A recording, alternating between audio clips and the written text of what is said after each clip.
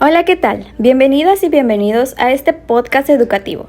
Somos estudiantes comprometidas con nuestra formación docente y en este episodio queremos compartir una reflexión sobre los saberes que adquirimos en la unidad de aprendizaje sobre pensamiento pedagógico latinoamericano.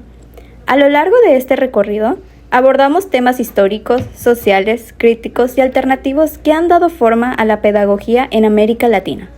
Acompáñanos a descubrir cómo estas ideas siguen vivas en nuestras aulas y en nuestra práctica docente. A continuación, nuestra compañera Xenia nos hablará un poco sobre los antecedentes históricos y sociales del pensamiento pedagógico latinoamericano. Gracias, Paola, por esa magnífica introducción. Ahora, para entender la pedagogía actual en América Latina, primero tuvimos que mirar hacia atrás. Aprendimos que los modelos educativos impuestos durante la colonia respondían a intereses de dominación y exclusión, donde los saberes indígenas y afrodescendientes fueron ignorados o reprimidos. Pero también vimos cómo, desde el siglo XIX, empezaron a surgir resistencias pedagógicas que buscaban una educación más justa, centrada en la realidad social de nuestros pueblos. La educación dejó de ser vista como una simple instrucción, para convertirse en una herramienta de transformación. Durante esta unidad, exploramos 7 enfoques fundamentales que han influido en el pensamiento pedagógico en América Latina. Cada uno representa una forma distinta de entender la educación, el papel del docente y la función de la escuela. Y sí, podemos decir que algo que nos marcó realmente en esta unidad fue el tema de los enfoques pedagógicos. Puede, la verdad, parecer algo muy teórico al principio, pero cuando los analizamos más a fondo, nos dimos cuenta de que están mucho más presentes en la práctica diaria de lo que imaginábamos.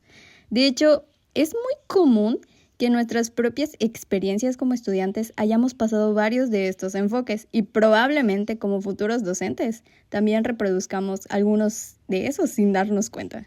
Primero, empezamos por conocer el enfoque superficial, o mejor conocido como el tradicional, que la verdad es probablemente el más común en muchos contextos. Este tipo de enseñanzas es donde el maestro es el centro de todo.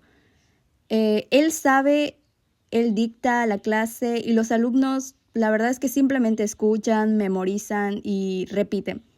Aquí en este enfoque no se espera que los alumnos cuestionen y mucho menos participen activamente. Los alumnos solo deben seguir instrucciones y cumplir con lo que se les pide. La verdad es que este modelo sigue muy presente, aunque ya hay muchas críticas sobre lo poco que promueve el pensamiento crítico. Y este está muy relacionado con el enfoque enciclopédico, que la verdad se enfoca en llenar al estudiante de información y la verdad tratan al estudiante, al alumno, como si fuera un contenedor que tiene que retener toda esa información que el docente le da.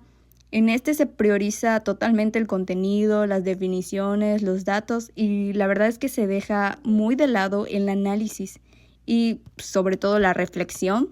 La verdad es que en este enfoque nos dimos cuenta de que sigue muy arraigado, especialmente cuando se privilegia el pasar el examen por encima del aprender a pensar.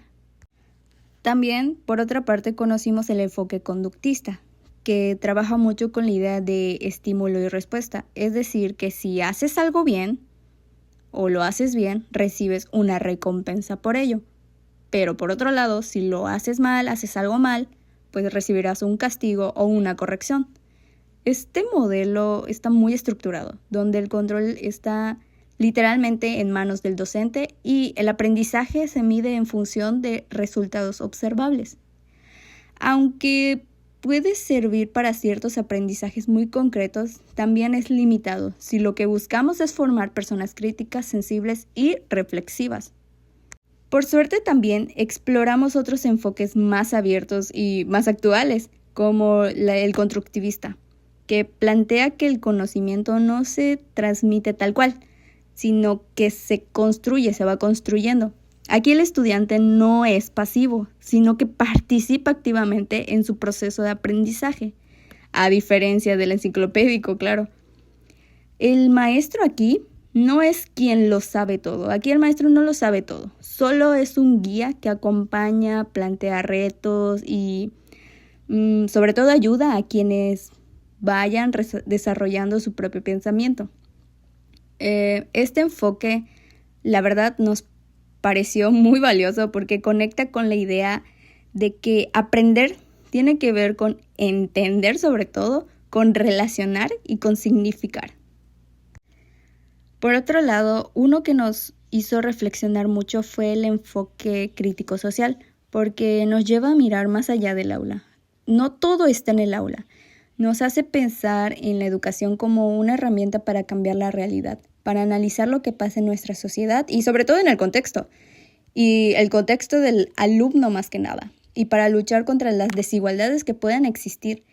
La verdad es que nos gustó que este enfoque pues se pregunta por el contexto, por las condiciones de la vida de los estudiantes, por sus derechos y por cómo la escuela puede contribuir a una transformación más justa. También abordamos el enfoque participativo o de educación popular, que la verdad es muy cercano a lo que proponía Paulo Freire. Este modelo se basa en el diálogo, en el reconocimiento de los saberes que trae cada persona y en el trabajo conjunto entre escuelas, la familia y la comunidad. Aquí la verdad es que la educación es vista como una construcción colectiva donde todos aportamos y aprendemos mutuamente uno de otro. La verdad nos pareció un enfoque muy humano y sobre todo muy necesario. Y la verdad es que sobre todo en contextos donde la voz de los estudiantes y las comunidades han sido históricamente ignoradas. Por otra parte, el enfoque desde la complejidad también nos abrió una mirada distinta, porque este no solo se fija en los contenidos académicos, sino que toma en cuenta las emociones, la ética, la cultura y la verdad es que sobre todo el contexto del alumno, incluso las contradicciones que existen en la realidad. Nos invita, la verdad, a ver al ser humano como un ser integral y a no reducir el aprendizaje a lo mediable o lo controlable, como en otros enfoques que ya hemos platicado. Es un enfoque, la verdad, muy abierto, es sensible y que apuesta por una formación completa. Bueno, y finalmente hablamos del enfoque basado en la valoración de competencias, que a veces, la verdad, puede ser malinterpretado, pero que en el fondo busca personas capaces de enfrentar retos reales. Aquí se trabaja para que el estudiante no solo sepa cosas, sino que sepa hacer, sepa convivir y sepa resolver problemas y sobre todo adaptarse a distintas situaciones en las que pues, se puede ver envuelta. Nos pareció que este enfoque bien aplicado puede ser muy útil para conectar a lo que pasa en la escuela con lo que se necesita en la vida cotidiana. Y sinceramente, después de analizar todos estos enfoques, algo que nos quedó muy pero muy claro es que la verdad no se trata de solo decir este enfoque es bueno y este es malo, sino de entender cada uno de qué propone, en qué contexto surgió y qué consecuencias tiene en la práctica. Como futuras docentes, tenemos la responsabilidad de ser conscientes del enfoque que adaptamos, porque esto va a influir directamente en cómo aprenden nuestros estudiantes y en cómo se sienten dentro del aula. Así que, pues sí, conocer estos enfoques fue como ponerle nombre a muchas cosas que ya habíamos vivido, pero también como una invitación a decidir por nuestra cuenta de manera más crítica y sobre todo ética qué tipo de educación queremos construir.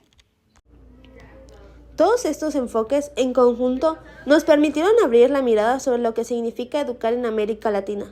Más que recetas pedagógicas, son marcos de pensamiento que nos invitan a reflexionar sobre qué educación queremos construir y sobre todo nos hacen preguntarnos qué tipo de docente queremos ser. A continuación, sigue mi compañera Jori, que les hablará sobre la pedagogía crítica con Paulo Freire y Enrique Dussel. Uno de los momentos más impactantes de esta unidad fue el acercamiento a la pedagogía crítica, especialmente a través de Paulo Freire y Enrique Dussel. Freire nos enseñó que enseñar no es transferir conocimiento, sino crear las condiciones para su construcción. Su método parte del diálogo y de la conciencia crítica del estudiante sobre su realidad. Nos hizo ver que educar es un acto político y que el silencio en el aula puede ser una forma de opresión. Por su parte, Dussel nos aportó una mirada ética y filosófica que nos invita a pensar en el otro como sujeto digno, como alguien que merece ser escuchado y valorado en su contexto. Ambos pensadores coinciden en que la educación debe ser un proceso humanizante. Ahora mi compañera Flor les va a hablar sobre las pedagogías populares y escuelas alternativas. Ahora yo les hablaré sobre cómo también reflexionamos sobre las pedagogías populares y las experiencias de escuelas alternativas en América Latina. Estos modelos se han construido desde las comunidades, con base en sus propias necesidades, culturas y aspiraciones. Nos sorprendió cómo estas propuestas desafían el modelo tradicional de la escuela, incluyen saberes ancestrales como trabajo comunitario, participación activa de las familias y vínculos con el entorno. Las escuelas alternativas nos recuerdan que no existe una sola forma de enseñar y que muchas veces lo más valioso ocurre fuera de los libros o los salones formales. Bueno, a lo largo de esta unidad aprendimos que la pedagogía en América Latina no es un producto terminado, sino un proceso de construcción constante. Nos llevamos una idea clara: ser docente es nuestro contexto. No solo implica dominar contenidos, sino también tener una mirada crítica, ética y comprometida con la realidad de nuestros estudiantes.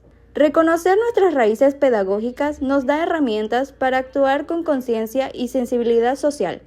Como futuras y futuros docentes, sabemos que tenemos la responsabilidad de transformar la educación desde abajo, desde nuestras aulas, desde la escucha y el diálogo. Gracias por escucharnos. Te invitamos a reflexionar sobre qué tipo de educador o educadora quieres ser. ¡Hasta la próxima!